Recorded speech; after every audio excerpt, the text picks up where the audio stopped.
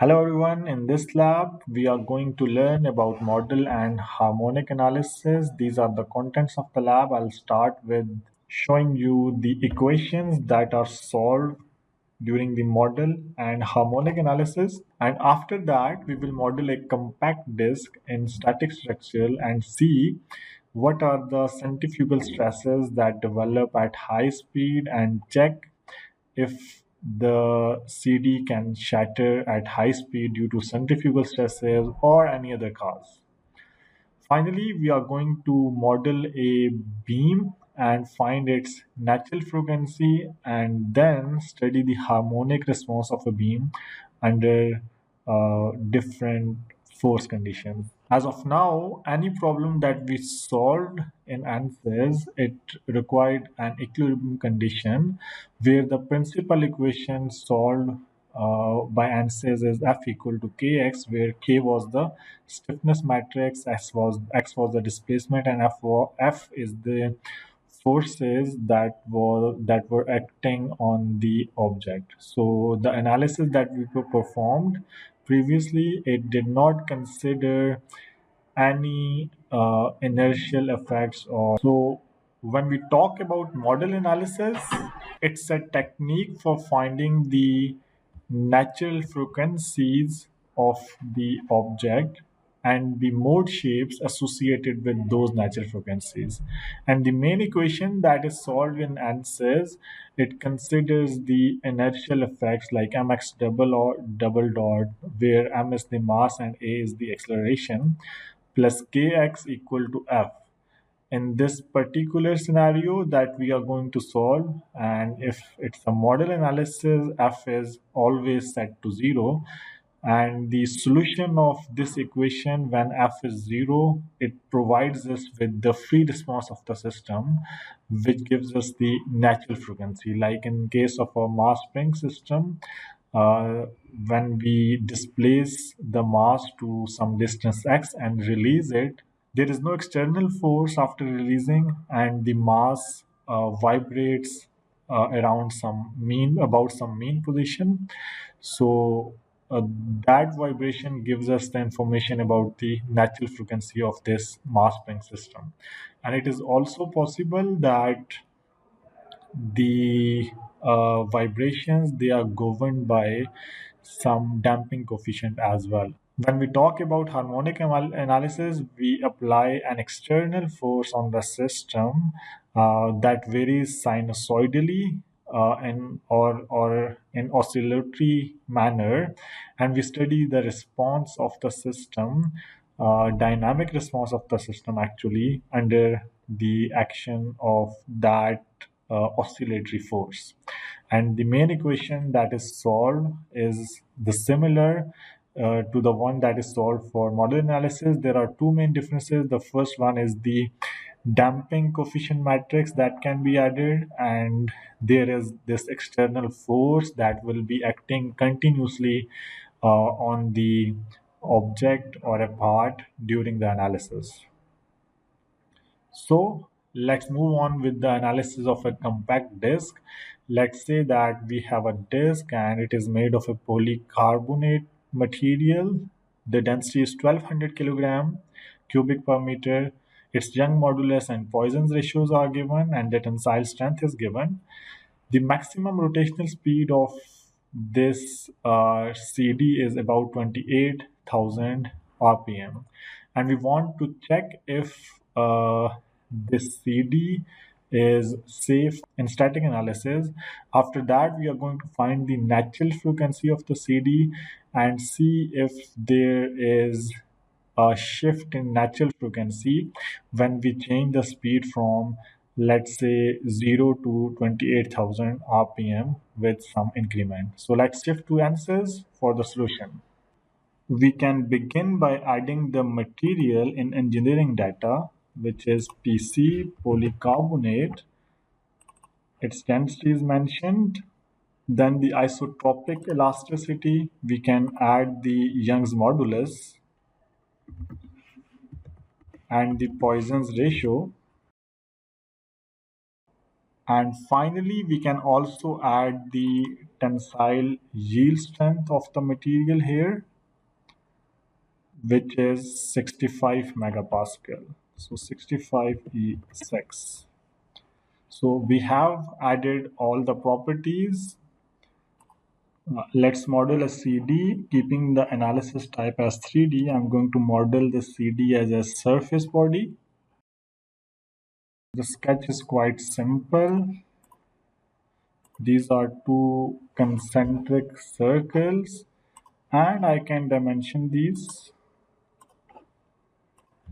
So 15 millimeter, 120 millimeter. So this is the basic sketch of the CD, and I can convert this sketch to surface and provide the thickness, which is 1.2 millimeters. Let's move to the model and analyze the structural response of the CD under 28,000 RPM. So first of all, I'll assign the material as polycarbonate in surface body and then generate the mesh. Let's change the mesh to face meshing so that we can have quadrilateral elements which are nicely arranged now, and I can make this a bit fine using the relevance center settings. Also, we can insert the sizing here. Let's change the element size to 3 millimeter and see if it works. Yeah, so this looks good. I can further refine this a bit to 2 millimeter. The behavior is soft and generate the mesh. In order to analyze the CD, the support is the fixed support, which is at the inside edge. I'm going to fix the CD here. Since I'm analyzing the steady state response under the 28,000 RPM, so there is no need to go towards the transient analysis, as we can model the rotational velocity as the bulk velocity, which can result in centrifugal stresses inside the body at different points. So the rotational speed, let's make it components, and the rotational speed is in radians per second here. So let me check if I can change the units to RPM. So I can directly add 28,000 RPM as a rotational speed, and I want to find the equivalent stress in this CD, and let's also look at the total deformation. After the solution, we can see that the maximum equivalent stress is about 16.6 megapascal. Let's insert a safety factor as well and evaluate the results. So the minimum safety factor is about 4. So the CD is safe at 28,000 RPM. So it will not fail or shatter at this speed because of the centrifugal stresses that develop in the CD. And as expected, these centrifugal forces, they are maximum at the center of the disk, and they decrease as we move outward towards the outside of the CD. It is possible that the CD fails due to some other reason.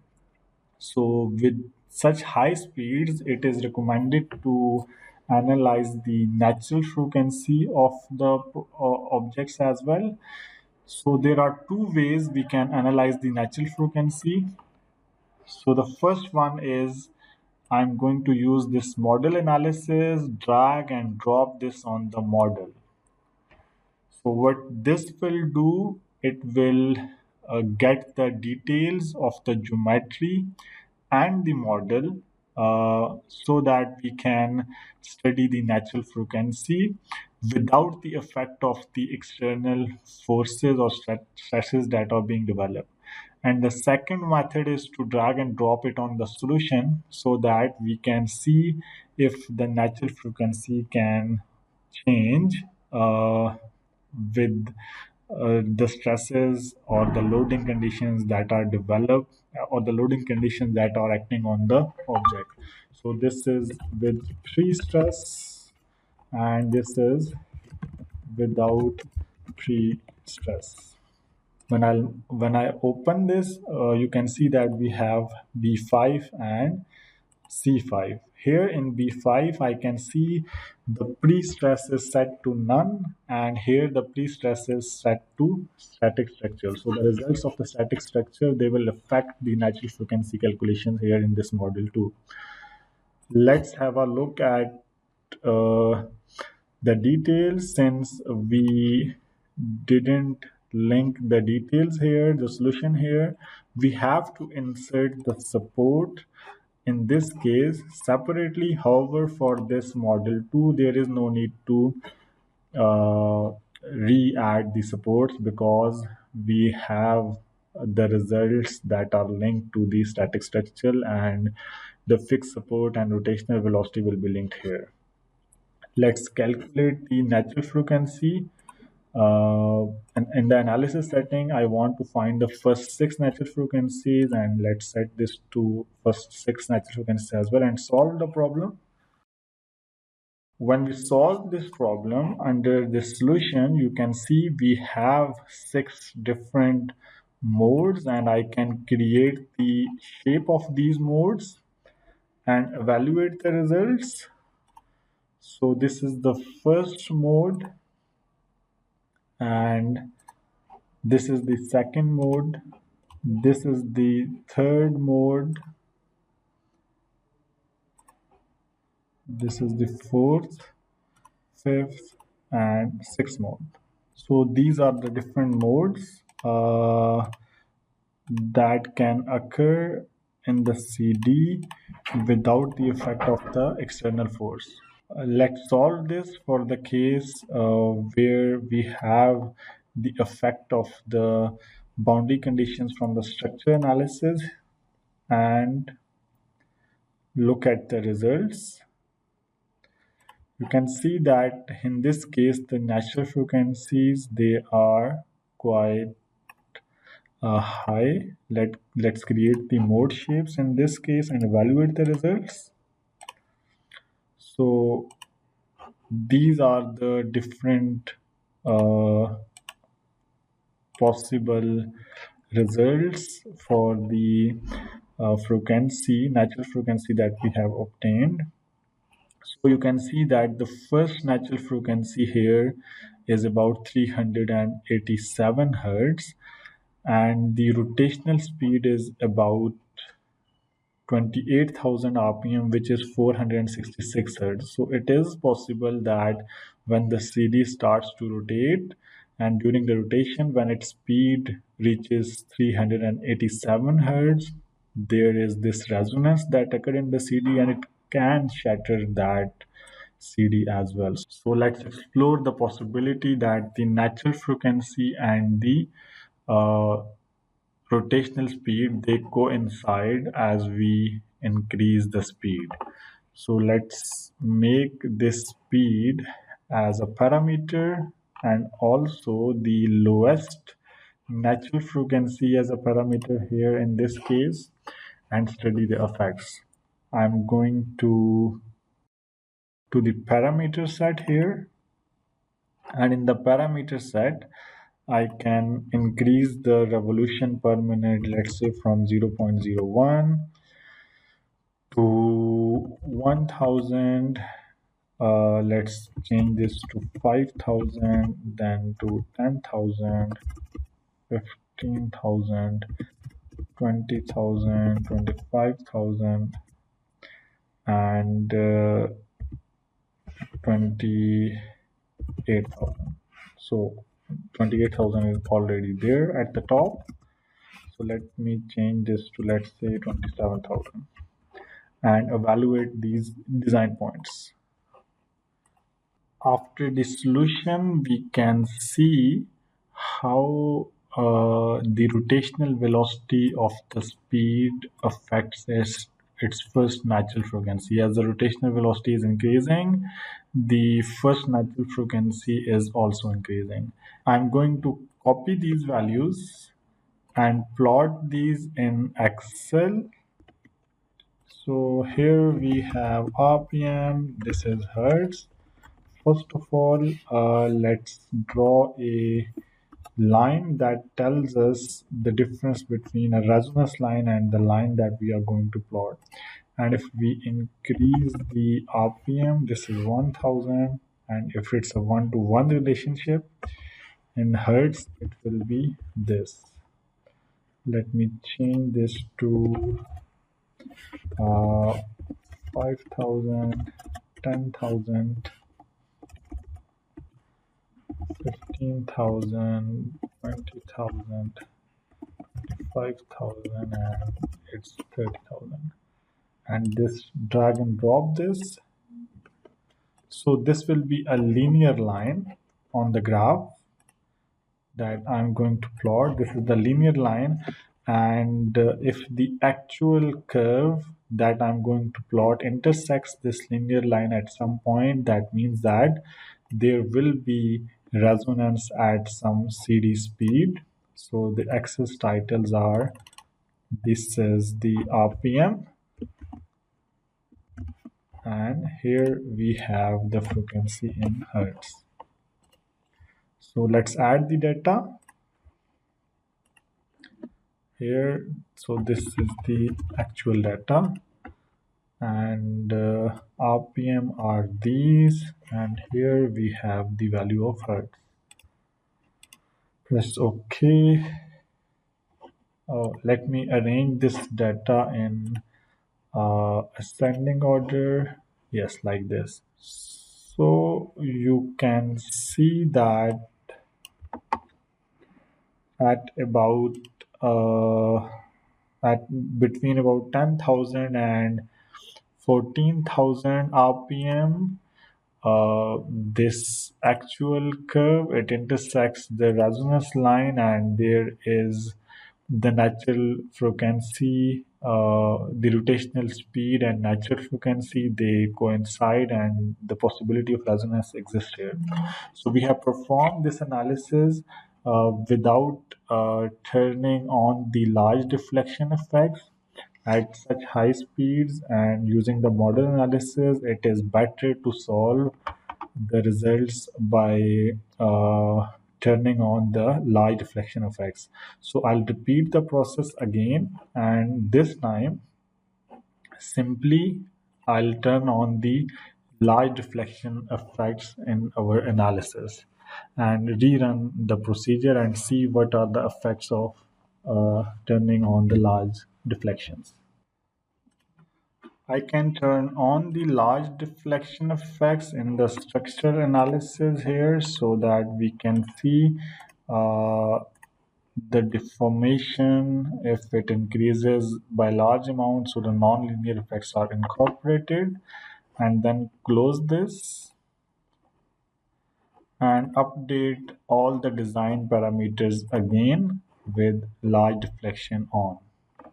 After completing the analysis with large deflection on, we can see that there isn't much difference in the frequencies, natural frequencies of the disk.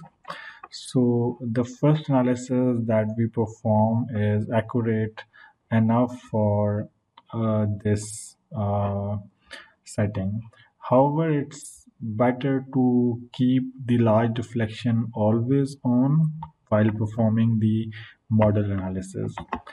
Let's look at the balcony design again and look for the harmonic response of the beam under different loading. Here you can see that uh, a centrifugal pump is installed at the end of the balcony or the beam for pumping the water, let's say, and there is this small mass, unbalanced mass that causes a force of 10 Newton because of the rotation and apply that force at the end of the beam. We need to check whether this beam is safe under the deflection limitation when the pump is powered on. So initially when the pump is zero, it is rotating at 0 hertz and its speed increases to 1000 hertz during some time. And we need to check if the maximum deflection of the beam exceeds 1 millimeter in this case or not. So let's move on to modeling the problem. So we can find the natural frequency using the vibration equations and calculating the uh, equivalent coefficient of stiffness and mass as well. So after performing some analysis and using the equivalent mass equation, we can see that the natural frequency of this beam in this case is about 827 hertz, and we need to check the natural frequency of the model and also its harmonic response under the given force condition due to this unbalanced mass. Let's move on to ANSYS and see how we can model this problem and solve this. Let's start with modeling a simple beam. So the geometry is simple and I'm going to create a line model of the beam.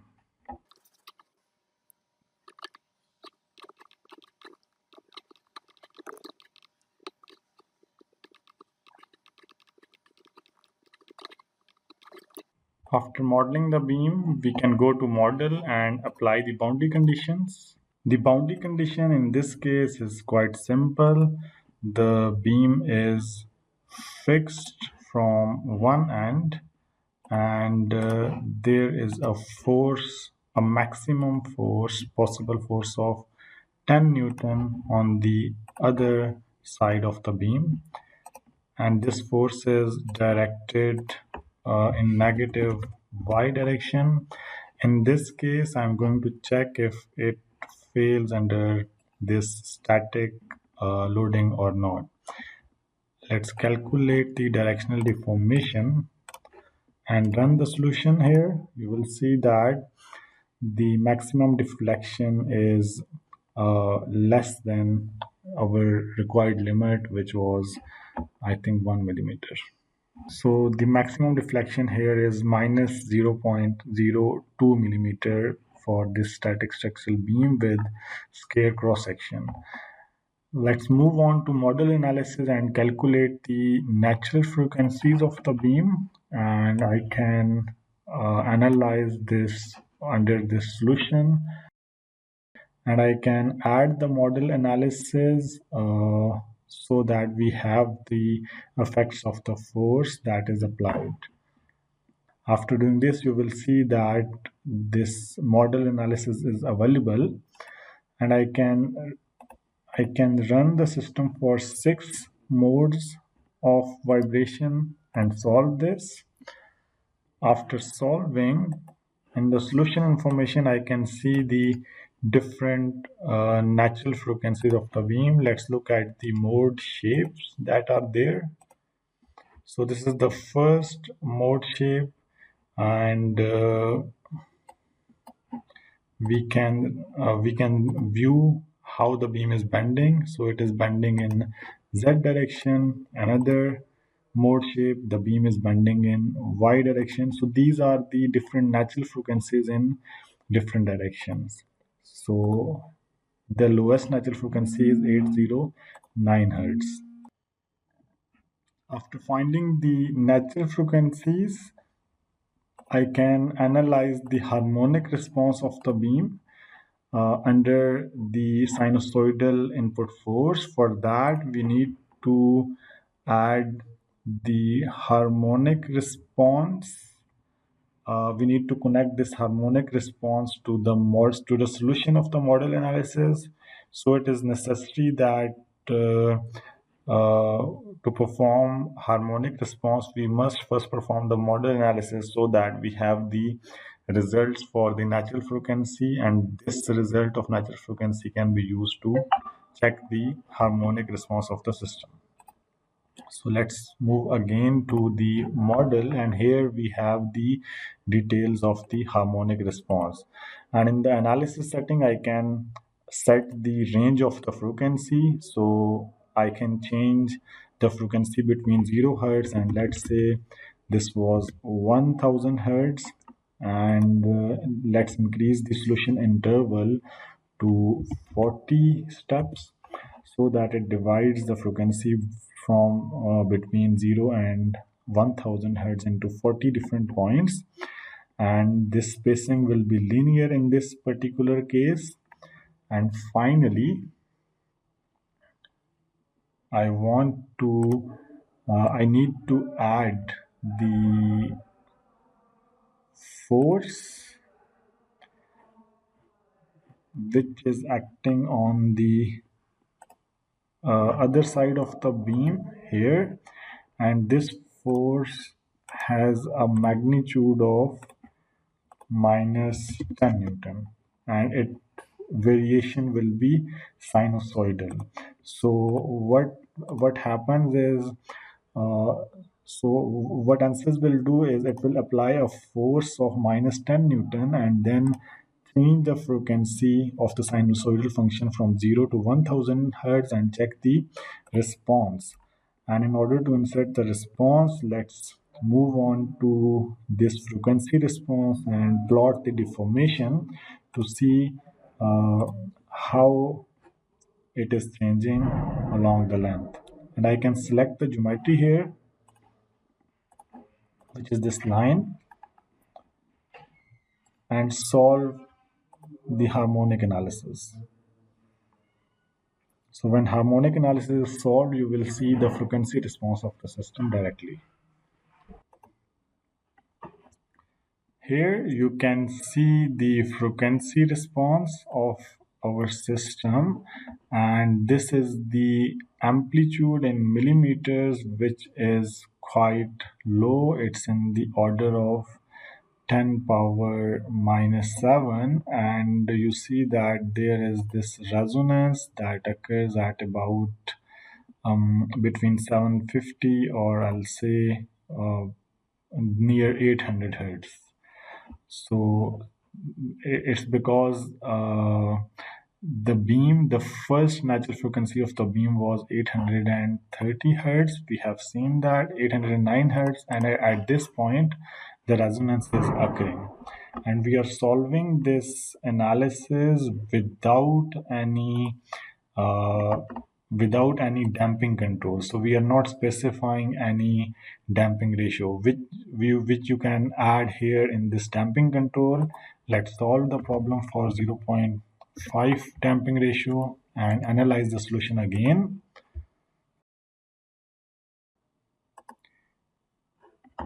Here with the damping, we can see that the maximum amplitude on the line in x direction is almost zero. Oh, so there is this one detail that I want to see. So this deformation is very small. We must need to find the deformation in y direction, not the x direction along this line. So I'll just change this deformation to y-axis. So this will show the exact results. Now you can see that the maximum deformation with damping control added is about 0.008 millimeter. And if I remove the damping controls again to 0 and solve this problem again, so that we can have a look at the Y deformation. Here now you can see the amplitude of the vibration. It exceeds 0.3 millimeter, and if I Further, if I check the results here in static analysis, it was about 0.02 millimeter. However, uh, when the harmonic response is checked, it is greater than 0.35. If I increase the number of points here to 150, let's say, so you will see that the response actually exceeds even zero point 0.3 millimeter, because there is this point of resonance that is occurring at this point. So here the deflection, it goes beyond our design limit, which is 1 millimeter.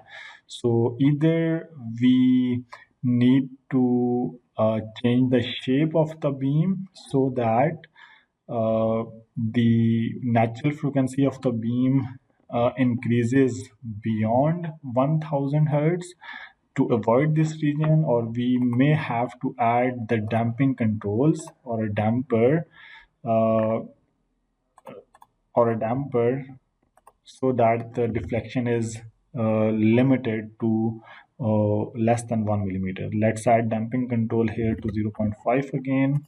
This is the damping coefficient in the equation, and I can solve the results again. And here, by adding this damper, we can see that the maximum deflection is 0.008 millimeters. So this is quite low when a damper is added or damping controls are added. Uh, so this is all about the current lab. Thank you so much for your time, and I'll be back with the next lab soon.